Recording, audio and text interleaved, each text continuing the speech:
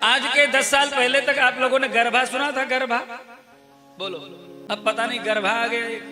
हे भगवान महाराज, अब तो सर्वत्र वो गरभा होने लग गया और गरभा के नाम पर खुला व्यभिचार, एकदम फुहड़ता होती है। अभद्र कपड़े पहन करके अंग प्रदर्शन करते हुए जिस प्रकार से ये गरभा होता है, ये हमारी सनातनी संस्कृति को बहुत जल्दी चौपट करने वाला है। अरे ठीक है, गुजरात के लोग नाचते हैं तो हम लोग उत्तर प्रदेश मध्य प्रदेश के लोग, यूपी एमपी बुंदेलखंड के चंबल के लोग क्यों नाचें?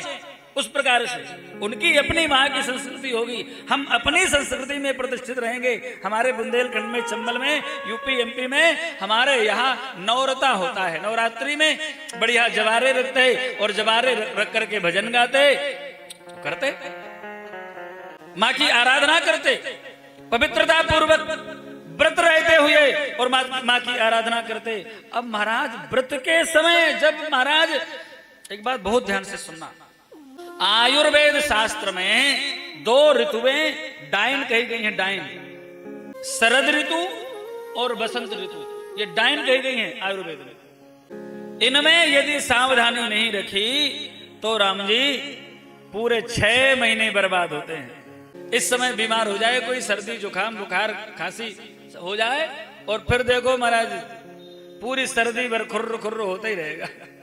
बसंत ऋतु में हो जाए तो पूरी गर्मी भर परेशान रहेगा व्यक्ति। इसलिए ये 2 ऋतुएं हमारे आचार्यों ने ये विधान बनाया, शारदीय नवरात्रि, बासंती नवरात्रि।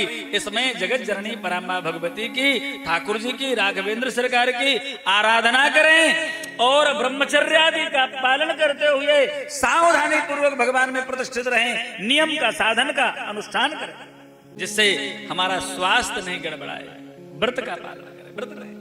लेकिन दुर्भाग्य हमारी संस्कृति को नष्ट करने के लिए महाराज ये खुला व्यभिचार का अड्डा बन गया। और आप लोग तो बड़े ही सौभाग्य से कितने पवित्रता पूर्वक अनुष्ठान करते हैं आप लोग। नहीं तो आजकल लोग दुर्गा जी बैठाते हैं, गणेश जी बैठाते हैं, वहीं जुआ खेलते हैं, वहीं गांजा पीते हैं, वहीं पता नहीं क्या क्या होता है। गरबा तो महाराज पूरी संस्कृति को चौपट करने वाला है।